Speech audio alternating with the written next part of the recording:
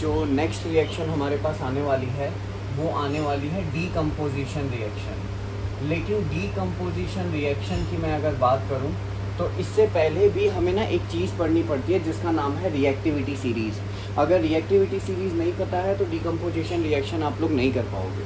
तो reactivity series क्या होती है, इसकी याद करने की एक ट्रिक होती है। वो क्या होती है, काशी नाथ का माली आलू ज़रा फीके पकाता है, कौन है आगे आओ। तो ये हमारे पास एक ट्रिक होती है और ये ट्रिक किसकी है, रिएक्टिविटी सीरीज़ की। रिएक्टिविटी सीरीज़ की ट्रिक है।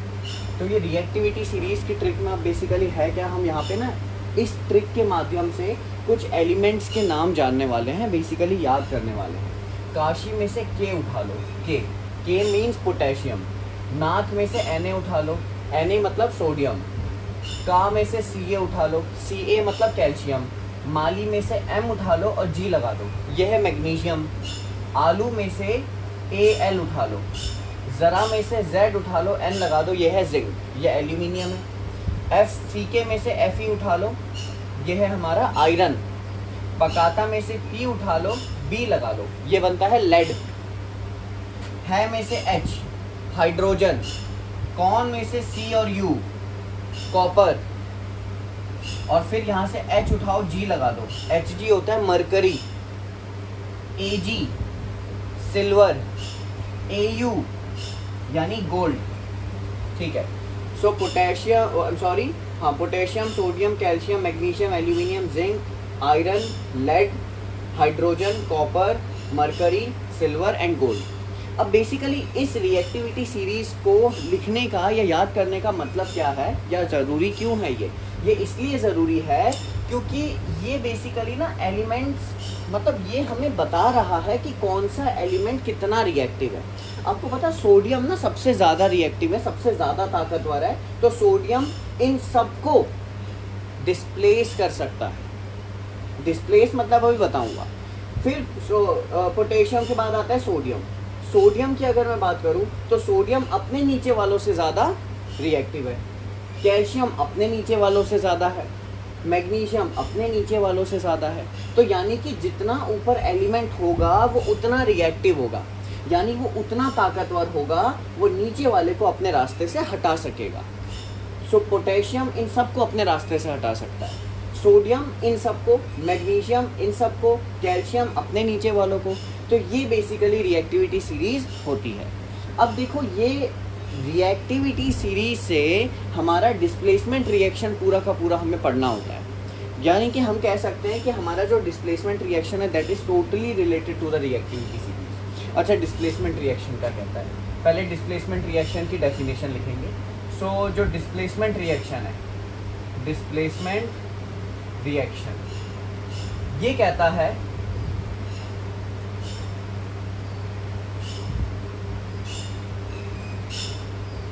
a reactive element या a reactive metal displaces a less reactive metal from its salt solution is called as displacement reaction। तो displacement reaction in general होती क्या है, डिस्प्लेसमेंट रिएक्शन एक ऐसी रिएक्शन होती है जिसमें अरिएक्टिव या हाईली रिएक्टिव मेटल लिख सकते हो। तो एक जो ज़्यादा रिएक्टिव मेटल है वो अपने से कम रिएक्टिव वाले मेटल्स को डिस्प्लेस कराएगा और इसी को डिस्प्लेसमेंट रिएक्शन बोलते हैं। जैसे कि एग्जांपल मैं आपको देता हूँ, अगर मान लो मैंने लिखा Zn प्लस CuSO4 जिंक और कॉपर सल्फेट। अब देखो इन दोनों की पोजीशन देखो, Zn देखो ऊपर है और कॉपर देखो नीचे है, यानी Zn कॉपर को डिस्प्लेस करा सकता है। बताया था ना ऊपर वाले एलिमेंट या ऊपर वाले मेटल नीचे वालों को डिस्प्लेस करा सकते हैं। तो Zn ऊपर है, कॉपर नीचे है, तो Zn कॉपर को डिस्प्लेस करा देगा, बनेगा ZnSO4 + Cu। ठीक है, दूसरा रिएक्शन मैं आपको बताता हूं। मान लो हमारे पास दिया है Al + ZnCl2, Al + ZnCl2 दिया है। अब देखो एक्चुअली में है क्या, ठीक है, या Al और FeSO4 ले लेता हूँ या FeCl2 ले लेता हूँ।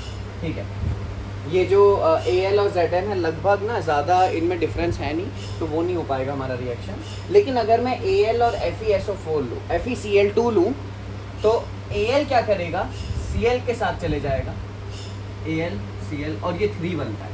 ठीक है, और ये Fe अलग निकल जाएगा। इसको बैलेंस आप लोग खुद कर लीजिएगा।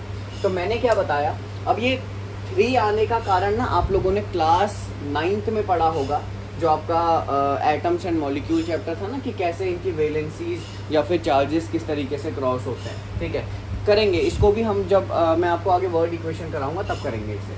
तो मैंने आपको बताया डिस्प्लेसमेंट रिएक्शन क्या है, जिसमें ज़्यादा रिएक्टिव मेटल कम रिएक्टिव मेटल को उसके सॉल्ट सोल्यूशन से डिस्प्लेस कराता है, उसको डिस्प्लेसमेंट रिएक्शन बोलते हैं। और ये देखो, ये 2 आपके एग्जाम्पल भी मैंने आपको दे दिए। अच्छा ठीक है, एक तीसरा एग्जाम्पल लेता हूँ मैं, Fe + ZnSO4। अब इस रिएक्शन का क्या होगा, देखो Fe कहाँ है, Fe आप देख सकते हो नीचे है, और Zn कहाँ है, Zn ऊपर है। तो Fe तो नीचे है, Zn ऊपर है, यानी Fe Zn को थोड़ी डिस्प्लेस करा सकता है। तो इसका आंसर है नो रिएक्शन। कई बार CBSE वाले ना आप लोगों को इस तरीके से कंफ्यूज कर सकते हैं कि भाई एक लेस रिएक्टिव आगे रख दिया, ठीक है, और ज़्यादा रिएक्टिव का सोल्यूशन बना दिया, फिर इसमें तो रिएक्शन पॉसिबल ही नहीं है। ठीक है, तो ये हमारा डिस्प्लेसमेंट रिएक्शन इस तरीके से होता है। ठीक है, आई होप आप लोगों को डिस्प्लेसमेंट रिएक्शन क्लियर होगा। इस रिएक्शन के लिए ये चीज़ आनी चाहिए, अगर आपको ये नहीं आता देन आप ये रिएक्शन नहीं कर पाओगे। ठीक है, इस चीज़ को बिल्कुल अच्छे से आप लोग याद रखिए।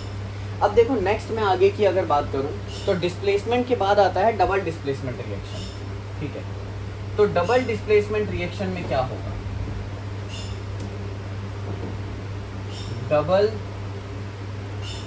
Displacement reaction. ठीक है, ये दिख रहा है आप लोगों को। ठीक है, ये डबल डिस्प्लेसमेंट रिएक्शन है बेसिकली हमारा। ठीक है, डबल डिस्प्लेसमेंट रिएक्शन, थोड़ा नीचे लिख देता हूँ, तो डबल डिस्प्लेसमेंट रिएक्शन। अच्छा देखो, डिस्प्लेसमेंट में तो एक एलिमेंट की अदला बदली हुई थी, लेकिन यहाँ 2 की होती है। जैसे मैं आपको एक बार अगर समझाने की कोशिश करूँ, तो मान लो हमें दिया, ठीक है, हमें बेसिकली मान लो दिया है बैरियम क्लोराइड यानी BaCl2 प्लस सोडियम सल्फेट। ठीक है, ध्यान से समझेंगे, बैरियम क्लोराइड और सोडियम सल्फेट दिया है।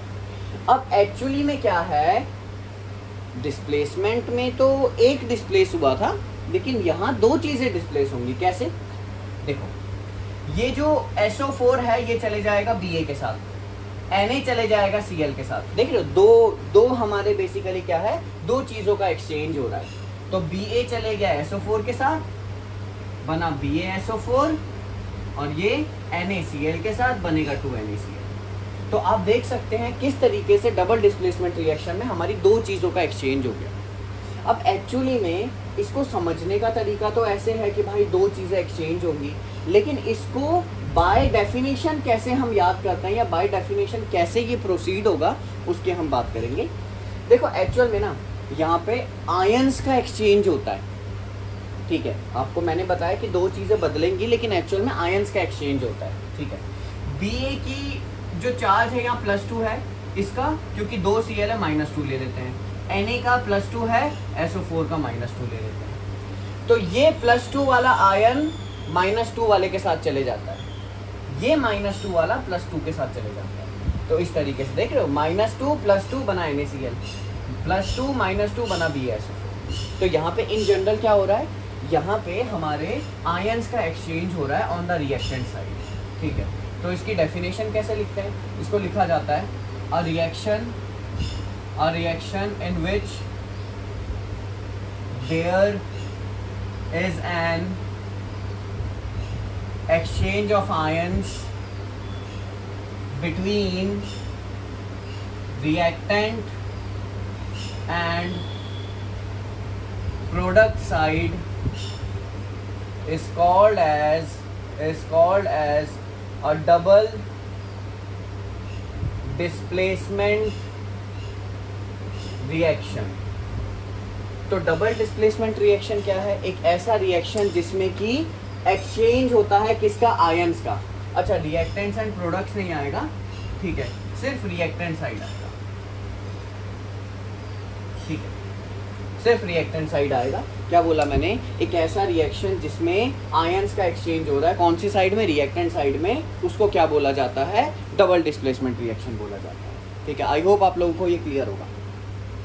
अब देखो, इसके बाद की हम बात अगर करें तो ये तो हमारे इतने रिएक्शंस हो जाते हैं, ठीक है। टाइप्स ऑफ रिएक्शन में कॉम्बिनेशन पढ़ा हमने, डीकम्पोजिशन पढ़ा, डिस्प्लेसमेंट पढ़ा, डबल डिस्प्लेसमेंट पढ़ा। एंड इन रिएक्शंस के बाद अब एक्चुअली हमारे पास क्या आता है वो चीज़ें हम डिस्कस करेंगे। या तीन ना इन्हीं में इंक्लूडेड हैं ऑल्दो वो, ठीक है, लेकिन उनको हम अलग से लिखते हैं। एक मैं कराऊंगा एक्सोथर्मिक रिएक्शन, एक मैं कराऊंगा एंडोथर्मिक रिएक्शन, और एक मैं आपको कराऊंगा प्रेसिपिटेशन रिएक्शन। तो तीन और रिएक्शंस इसमें हमारी जुड़ जाती हैं, ठीक है। अब ये और रिएक्शन, सम मोर रिएक्शंस हम ऐसे लिख लेंगे, ठीक है। तो ध्यान से समझेंगे, ये भी आपके एग्जाम में आता है। सो सम मोर रिएक्शंस, सबसे पहले आता है एक्सोथर्मिक रिएक्शन। अब यार एक्चुअली ये एक्सोथर्मिक रिएक्शन में क्या होगा? देखो, एक्सो में होता है रिलीज करना, थर्मिक होता है हीट। साइंटिफिक वर्ड में ना हीट को थर्मल या थर्मिक कहा जाता है। तो एक्चुअल में यहाँ क्या रिलीज होगा? हीट रिलीज होगी, और जहाँ आपकी हीट रिलीज होगी उसको बोलते हैं एक्सोथर्मिक रिएक्शन। जैसे फॉर एग्जांपल मैं आपको बताता हूँ कि मान लो आपके पास इस तरीके से पानी है, वाटर। अब आपने क्या करा? आपने करानी है वाइट वॉशिंग। वाइट वॉशिंग कराने के लिए आपको याद होगा मैंने बताया था ज़रूरत है चूने की। अब ये चूना पता है क्या होता है? चूना होता है कैल्शियम ऑक्साइड। तो यानी कि जो भी आपके घर में वाइट वॉश करने के लिए आएंगे वो पहले चूना लेके आएंगे, मतलब कैल्शियम ऑक्साइड लाएंगे। फिर उस कैल्शियम ऑक्साइड को वो पानी में डालेंगे, क्योंकि दीवार पे आप सूखा पाउडर तो नहीं लगा सकते, आपने उसको पहले पानी में सॉल्यूशन बनाना पड़ेगा। तो ये जो है पानी में मिक्स होगा। अब एक्चुअल में कभी ऐसा होते हुए आप अपने घर में देखो ना, बाल्टी को टच करना, देखना बाल्टी गर्म हो जाएगी। जैसे ही आप चूने को पानी में मिलाओगे ना, दैट मीन्स क्ले ग्लाइम या CaO को पानी में मिलाओगे, बाल्टी गर्म हो जाती है। अब बाल्टी गर्म होने का मतलब क्या है? हीट रिलीज हुई है। तो ऐसे रिएक्शन जिसमें इस तरीके से हीट रिलीज होती है ना, वो सारे हमारे एक्सोथर्मिक रिएक्शन होते हैं। और जनरली याद रखना, कॉम्बिनेशन रिएक्शंस ज़्यादातर एक्सोथर्मिक ही होते हैं, ठीक है। तो इसमें हम जो है एक्सोथर्मिक रिएक्शंस में जो हमने कॉम्बिनेशन रिएक्शन पढ़ा है उसके ही हम एग्जांपल्स यहाँ पे लिख सकते हैं, ठीक है। अब कैसे लिखोगे? सारे नहीं हैं, कुछ कुछ हमारे जो है जो ऐसे भी हैं जो नहीं होंगे, ठीक है। अब इसको हम लिखते हैं, तो ये क्या होगा? So the reaction in which heat is released is called, ठीक है, एक बार दिख रहा है आप लोगों को, ठीक है, heat is released is called as an exothermic reaction। तो एक्सोथर्मिक रिएक्शन एक ऐसा रिएक्शन है जिसमें हीट रिलीज होती है, इतना आप लोग याद रखेंगे, ठीक है। जैसे मैं एग्जांपल आपको दूं, एग्जांपल तो सबसे पहला यही है, CaO प्लस H2O बनाता है CaOH2 प्लस हीट निकल रही है। दूसरा आप लिख सकते हो बर्निंग ऑफ कोल। यार आप अगर कोयले को जलाओगे तो ऑब्वियस सी बात है ना कि हीट तो निकलेगी। आप देखोगे प्रेस करने वाले या भुट्टा भूनने वाले वो कोयला ही तो जलाते हैं। क्यों जलाते हैं? उसको जला के हीट निकलती है, ठीक है। और कोयले मतलब कार्बन है, C+O2 देता है CO2, साथ में आप हीट भी लिख सकते हो, ठीक है। फिर बर्निंग ऑफ नेचुरल गैस भी है, ठीक है। तीसरा ये हम लिख सकते हैं, बर्निंग ऑफ नेचुरल गैस मैंने आपको पहले भी लिखवा दी है, वो आप लिख सकते हो, ठीक है। चौथा आता है डीकम्पोजिशन ऑफ वेजिटेबल वेस्ट, ठीक है। यानी कि आपने क्या करा, कोई भी वेजिटेबल वेस्ट आपने बाहर रख दिया, ठीक है। आप देखोगे थोड़े टाइम के बाद वो डिकम्पोज होने लगता है, यानी कि वो सड़ने लगता है। तो एक्चुअली में सड़ने का मतलब है डिकम्पोज होना, वो ब्रेक डाउन हो रहा है उसका, ठीक है। वो डिकम्पोजिशन में ना थोड़ी थोड़ी हीट निकलती है, बहुत कम अमाउंट होती है, उसको आप फील नहीं कर सकते, लेकिन वो भी हमारा डिकम्पोजिशन ही है। चौथा हमारे पास बहुत इंपॉर्टेंट आता है रस्टिंग ऑफ आयरन। भाई जब आप याद रखोगे कि अगर लोहा है और लोहे में जंग लग रहा है, हीट उसमें भी रिलीज होती है, ठीक है। एक्चुअल में वो हीट बहुत कम अमाउंट की होती है, वो सराउंडिंग में ही चले जाती है, इसीलिए आप इस चीज़ को फील नहीं कर सकते। तो ये सारे हमारे जो हैं डिकम्पोजिशन रिएक्शन है, सॉरी एक्सोथर्मिक रिएक्शन है, ठीक है, एक्सोथर्मिक रिएक्शन है। अगला देखो, अगर मैं आपको बताऊँ तो यार हम लोग खाना खाते हैं, हम वार्म ब्लडेड एनिमल्स हैं, हम खाना इसलिए खाते हैं ताकि हमको एनर्जी मिले।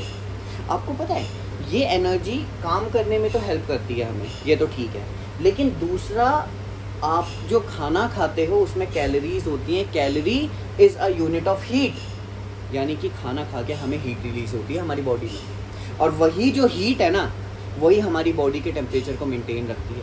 आपने सुना होगा कोई अगर मर जाता है तो बोलते भाई इसकी बॉडी ठंडी पड़ गई है, तो ठंडी पड़ना मतलब उसका बॉडी टेम्परेचर नहीं मेंटेन कर पाई।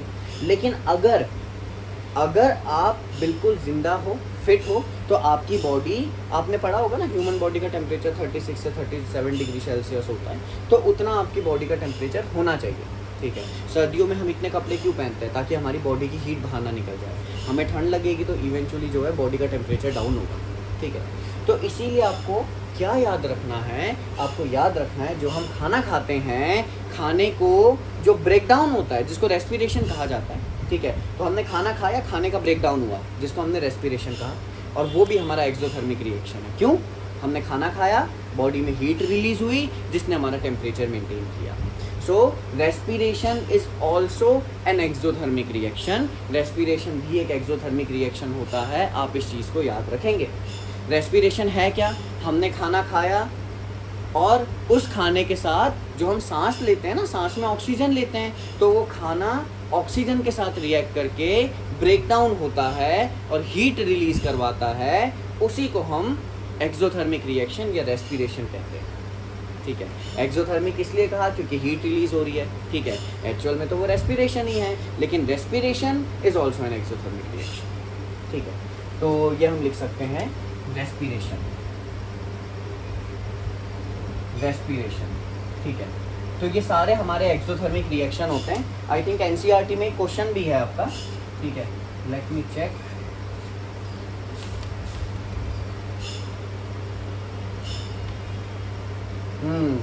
ठीक है, एनसीईआरटी में क्वेश्चन भी है, क्या था कि why respiration is considered as an exothermic reaction, ठीक है।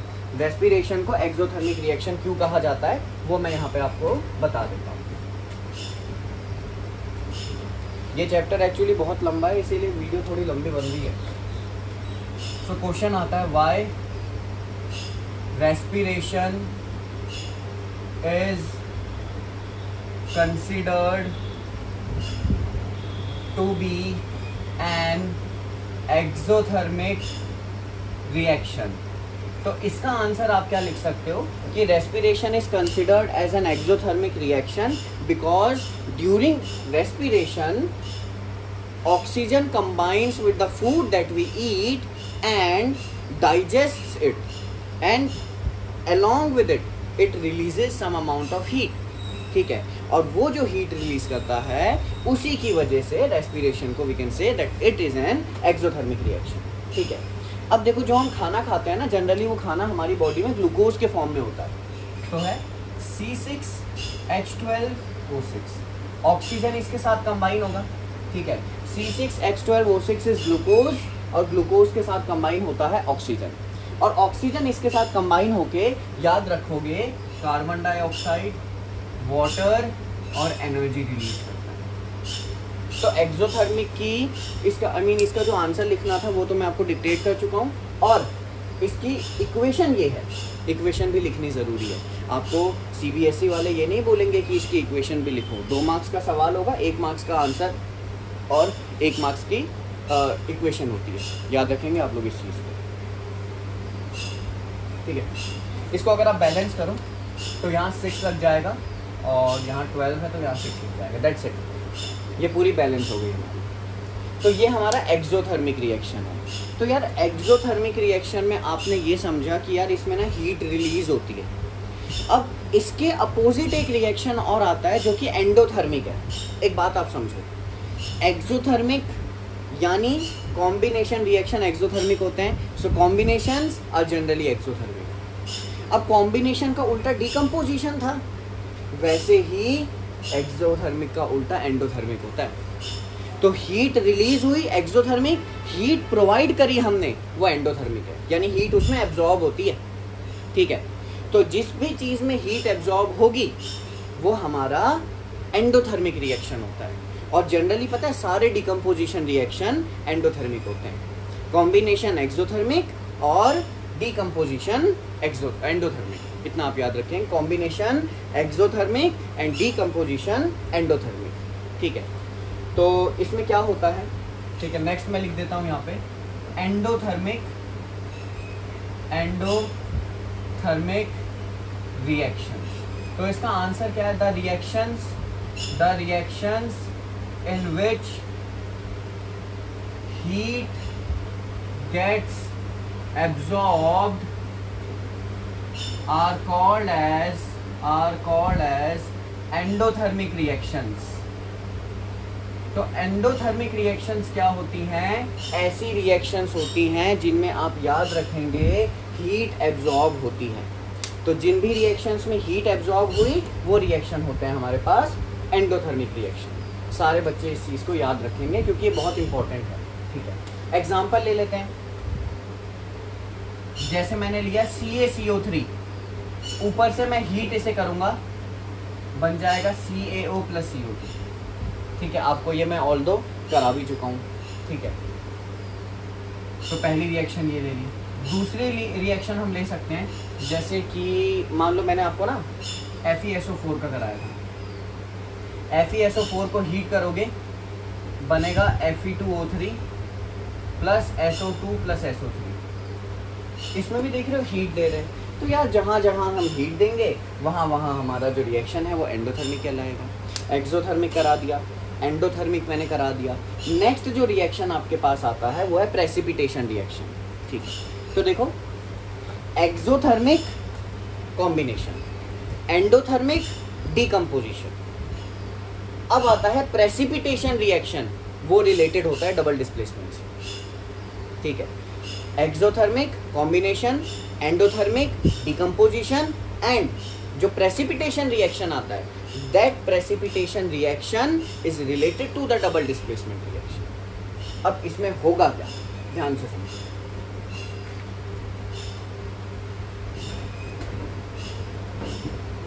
लास्ट रिएक्शन है ये हमारे पास,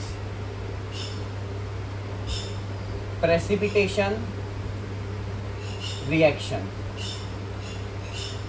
अब देखो इस रिएक्शन में क्या होता है यार, हम ना दो पानी जैसी दिखने वाली चीज़ों को मिलाएंगे, और जब हम उन दोनों को मिलाएंगे ना तो नीचे एक चॉक पाउडर जैसा कुछ बन जाएगा, वही होता है प्रेसिपिटेट। कैसे, ध्यान दो। एक टेस्ट ट्यूब ये है, इसमें मैंने ले लिया सोडियम सल्फेट। एक टेस्ट ट्यूब ये है, इसमें मैंने ले लिया बैरियम क्लोराइड। अब देखो एक्चुअली में इसमें पता है क्या है, इसको भाई ये पहले तो जैसे सॉल्ट होता है ना, नमक जैसा दिखने में होता है, ये भी नमक जैसा होता है दिखने में।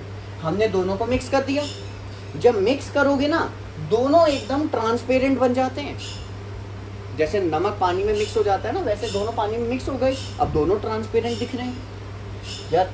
अब क्योंकि दोनों एक जैसे ही दिख रहे हैं तो इसका मतलब है आप उसे पहचान ही नहीं पाओगे कि सोडियम सल्फेट कौन सा है, बैरियम क्लोराइड कौन सा है। लेकिन मैं आपको बताऊं कि ये दोनों चीज़ें जब रिएक्ट करती हैं ना, मान लो मैंने क्या करा, एक तीसरी टेस्ट ट्यूब ली और तीसरी टेस्ट ट्यूब में ये और ये दोनों मिला दिया, तो पानी जैसी दिखने वाली दो चीज़ों को मैंने मिला दिया और यहाँ पे क्या हुआ, जैसे चॉक पाउडर होता है ना, ऐसे ही चॉक पाउडर जैसा बना और नीचे बैठ गया और बाकी लिक्विड ऊपर रह गया।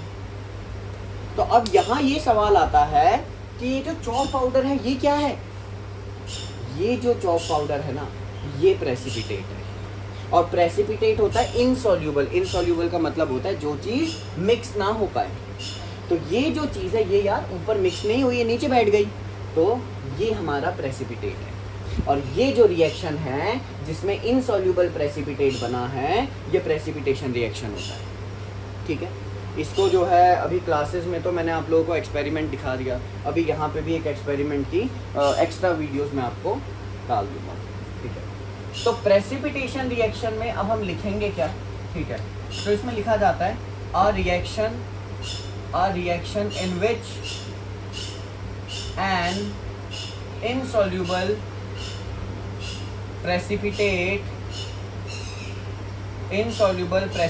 is formed is called as precipitation reaction। इसको प्रेसिपिटेशन रिएक्शन बोला जाता है। ठीक है, अब यहाँ ध्यान दोगे कि ये जो प्रेसिपिटेशन रिएक्शन है इसका एग्जांपल लिख लेते हैं। मैंने आपको बताया था, एक मैंने लिया था बैरियम क्लोराइड, एक मैंने लिया था सोडियम सल्फेट, दोनों को मिक्स करूंगा बनेगा बैरियम सल्फेट और सोडियम क्लोराइड। ये मैंने आपको बताया ना, वाइट कलर की चीज़ नीचे बैठ जाएगी, वो ये है वाइट पीपीटी इसे बोलेंगे, वाइट पीपीटी। तो यहाँ जो बैरियम सल्फेट है ये वाइट पीपीटी है। अच्छा एक चीज़ है, ये भी नमक जैसा दिखता है, ये भी नमक जैसा दिखता है। तो अगर दोनों पाउडर्ड फॉर्म में मिक्स करोगे कुछ नहीं होगा। याद रखना ये एक्वस फॉर्म में होने चाहिए। एक्वस मतलब होता है पानी के साथ मिला हुआ। आपको बताया था ना, इसको भी पानी में मिलाएंगे, इसको भी पानी में मिलाएंगे। ठीक है, तो अब ये जो वाइट प्रेसिपिटेट है ना, ये सॉलिड बना है, सॉलिड, और ये जो बना ये लिक्विड बना। ठीक है, मैंने आपको बताया नीचे वाइट प्रेसिपिटेट बैठेगा वो BaSO4 है और दूसरा हमारा सोडियम क्लोराइड जो कि नमक है, जो ऊपर ही रह जाता है। ठीक है, so this is what we called as a precipitation reaction. तो combination, decomposition, displacement, double displacement, endothermic, exothermic, precipitation, these are the types of reactions that are really very important। ये रिएक्शंस आपको याद होनी ही चाहिए। अगर ये याद नहीं है तो आपको आगे चल के बहुत प्रॉब्लम फेस करनी पड़ेगी। ठीक है, बार बार इसको देखो, प्रैक्टिस करते रहो, चीज़ें अपने आप आपको याद हो जाएगी। ठीक है, रट्टा मारने की कोई इसमें आवश्यकता नहीं पड़ती। ठीक है, फिर आगे चलेंगे। तो ये तो प्रेसिपिटेशन रिएक्शन की कहानी चल गई हमारे। ठीक है, अब देखो प्रेसिपिटेशन रिएक्शन के बाद नेक्स्ट जो हमारी चीज़ आती है वो हमारा, देखो मतलब लगभग लास्ट टॉपिक है। ऑक्सीडेशन पढ़ेंगे, रिडक्शन पढ़ेंगे, ऑक्सीडाइजिंग एजेंट और रिड्यूसिंग एजेंट, ये चार चीज़ें हम पढ़ेंगे। ठीक है, फिर इसी से रिलेटेड एक दो चीज़ें और हैं वो भी हम डिस्कस करेंगे। ठीक है, ओके, ध्यान देंगे। अब देखो हमारे पास क्या है, नेक्स्ट एक चीज़ होती है ऑक्सीडेशन।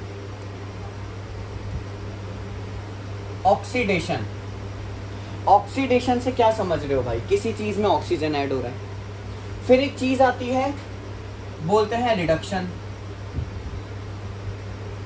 अब रिडक्शन में क्या है, इसमें ऑक्सीजन ऐड होता है, इसमें ऑक्सीजन निकल जाता है। ठीक है, समझाऊंगा ये भी। फिर हम लिखते हैं ऑक्सीडाइजिंग एजेंट। ऑक्सीडाइजिंग एजेंट क्या होता है? देखो जैसे डिलीवरी एजेंट होता है ना, वो क्या करता है, दूसरों के घर में चीज़ें डिलीवर करता है। वैसे ऑक्सीडाइजिंग एजेंट पता क्या है, ये दूसरों को ऑक्सीडाइज कराता है। ऑक्सीडाइजिंग एजेंट दूसरों को ऑक्सीडाइज कराता है और खुद रिड्यूस होता है। समझ में आया? ठीक है, फिर है reducing agent.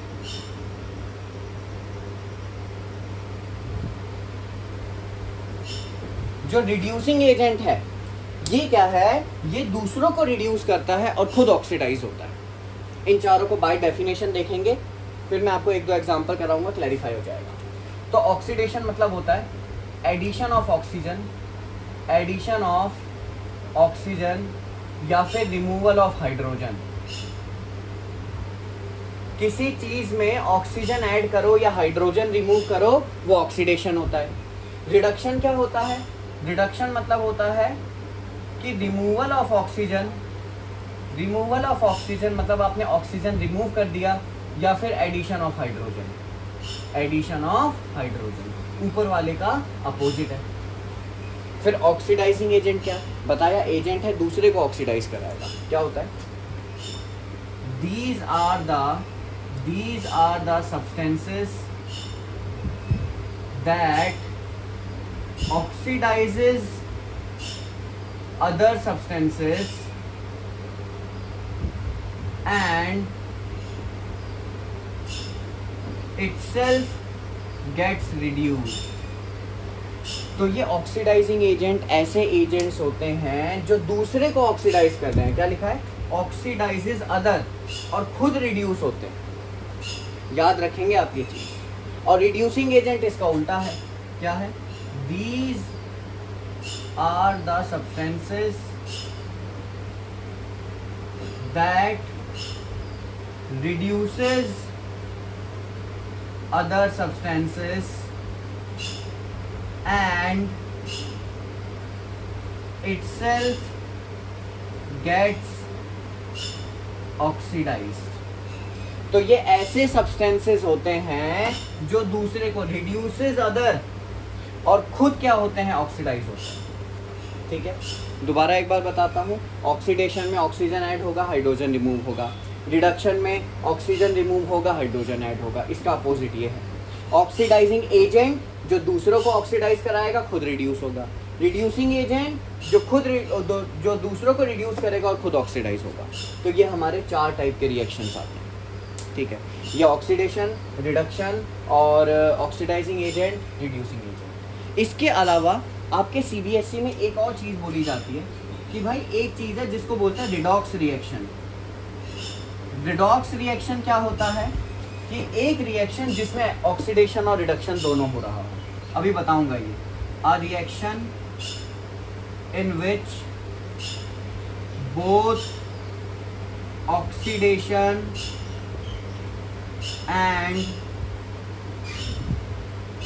Reduction takes place is called as a redox reaction। यानी एक सिंगल रिएक्शन है और उस सिंगल रिएक्शन में ऑक्सीडेशन भी हो रहा है और रिडक्शन भी हो रहा है। कैसे ऑक्सीडेशन भी होगा और रिडक्शन भी होगा, ये चीज़ें अभी हम जस्ट जानेंगे। ठीक है, तो इसके कुछ पहले एनसीईआरटी से ही एग्जांपल हम उठा लेते हैं। ठीक, तो इधर ध्यान देंगे सारे। ये मैं मिटा रहा हूँ।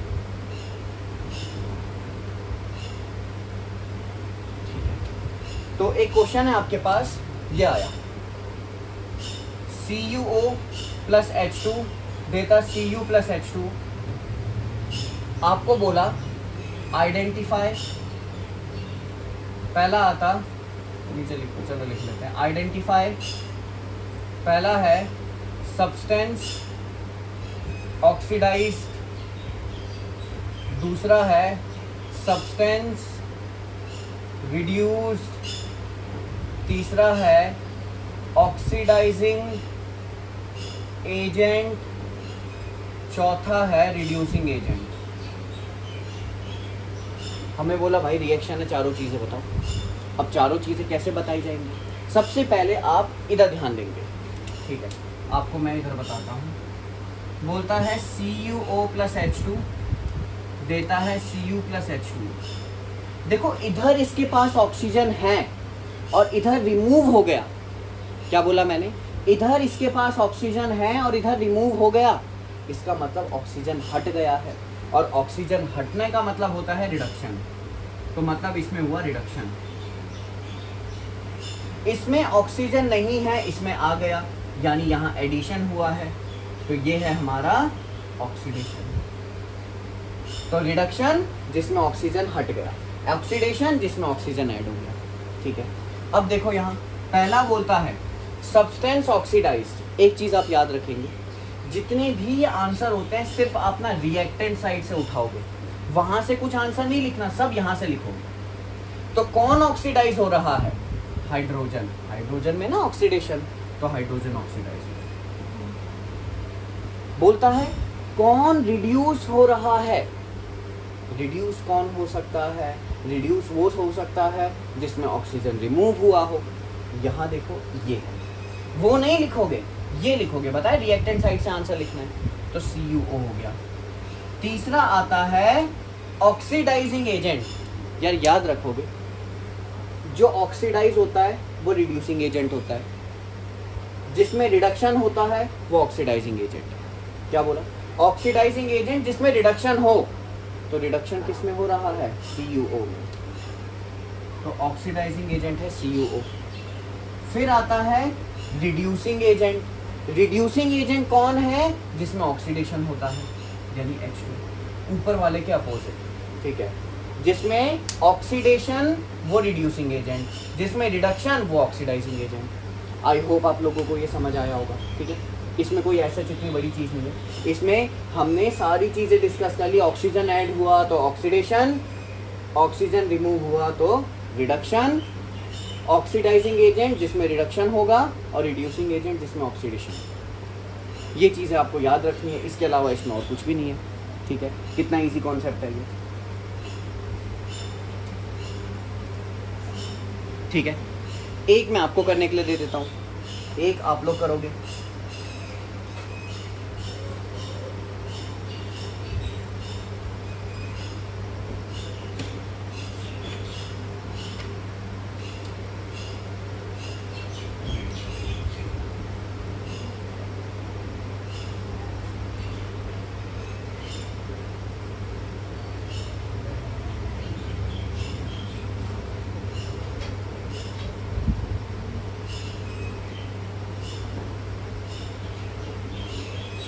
ठीक है, तो ये वाला जो क्वेश्चन है ये खुद से करना है।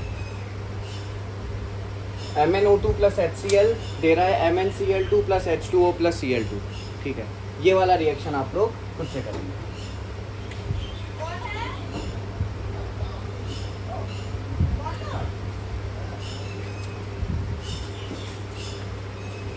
नेक्स्ट जो कॉन्सेप्ट हमारे पास आता है, नेक्स्ट हमारे पास दो कॉन्सेप्ट बचे हैं। एक आता है कोरोशन, एक है रेंसिडिटी। ठीक है, कोरोशन क्या होता है?